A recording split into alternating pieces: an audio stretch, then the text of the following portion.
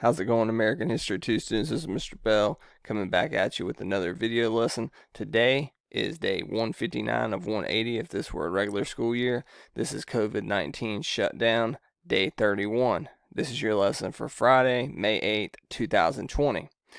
How did JFK prevent the Cuban Missile Crisis as we get started with the warm-up today? A naval blockade. A naval blockade. He basically dared the Russians to bring in any more nuclear weapons to Cuba, put a line of naval vessels, and prevented them from crossing that line. And if they did, it would be on them that they were starting World War III. Who was the communist leader that rose to power in Cuba at the start of JFK's presidency? Fidel Castro. Explain the Bay of Pigs. This is a failed attempt by JFK to oust Fidel Castro. It's the CIA who trained some people in Guatemala to go in and take out Fidel Castro. Castro caught them in action, killed many of them, imprisoned many of them for the rest of their lives. Okay, so the first one's a naval blockade. The second one is going to be Fidel Castro. And the last one, the Bay of Pigs, is a failed assassination attempt from the U.S.-led CIA to kill Fidel Castro. It made JFK look extremely weak. So we covered 5.8 and 5.9 last time, and that was focusing a lot on Ronald Reagan and kind of his policies dealing with the Cold War. And today I'm going to be doing a watch-along for the Reagan Mondale Cold War reading activity. And I hope that this can help you guys a lot with this activity. Of course, all this can be found on Canvas as well, and I will give you some abbreviated questions to go along with this reading activity. You can kind of see here that photo within the reading activity messed up. My apologies for that, but all the text is still there. I don't know if that will mess up on the actual file, if it will just be this video. Those of you wondering what was right there, it was just the debate stage with Reagan and Mondale on it. So the 1984 election, Reagan was running for re-election as a Republican against Walter Mondale, the governor of Minnesota, as a Democrat. Now Reagan ended up creaming him in one of the biggest electoral landslides in American history. Actually won 49 of 50 states. The only state Mondale did win was his home state of Minnesota. So to go back to some of this stuff with Reagan, as I pull that up here over the reading activity, his whole thing was peace through strength. He knew that the Russians could not keep up with our military spending, advancing their nuclear weapons, developing something like SDI, Strategic Defense Initiative, which is an anti-ballistic missile system designed to shoot down Russian missiles in space, which wasn't possible in the 1980s, but he made them think it was possible. Ronald Reagan knew that if he had the Russians spend at the rate that the Americans spent, that eventually the Cold War would end because the Russians would run out of money. Because not only were they spending on the military like America was, but they were also spending a ton on their citizens, being a communist nation, trying to keep them up and provide every necessity for them. So it just wasn't going to work. So there was a debate in 1984. What do we do? Mondale was pushing toward nuclear disarmament.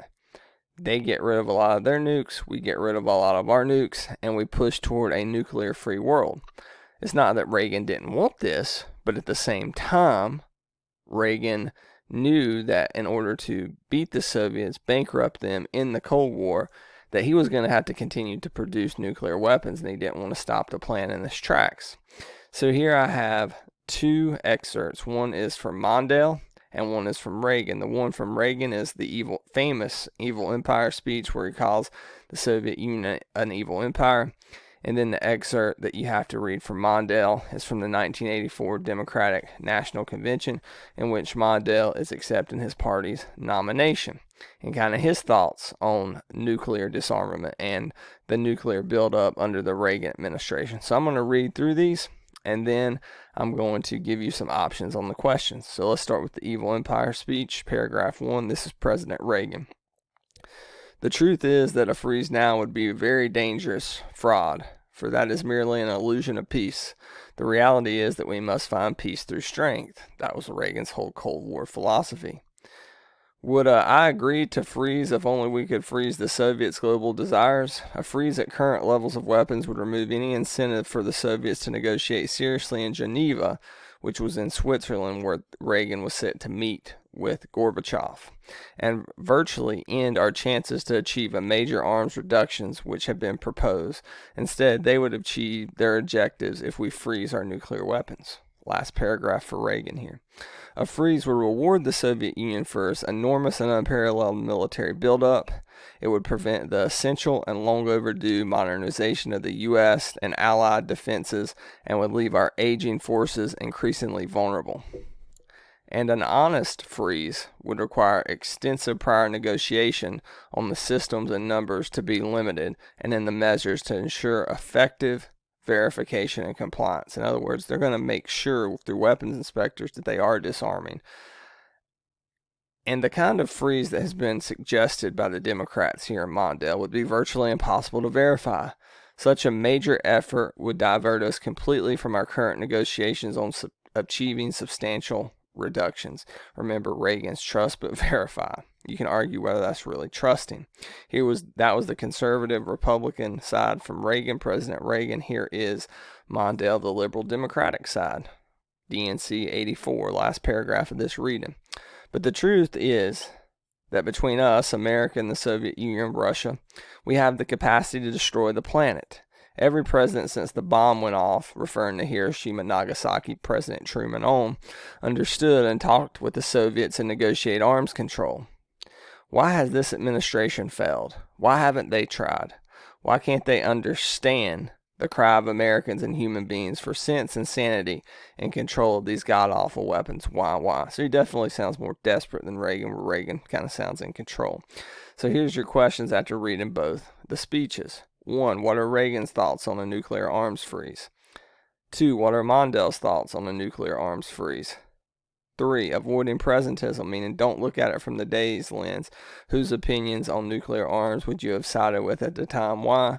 And 4. Could the nuclear buildup affect all Americans differently? Okay, so I want you to pick either 1 or 2 to answer. So you can answer Reagan's thoughts or Mondale.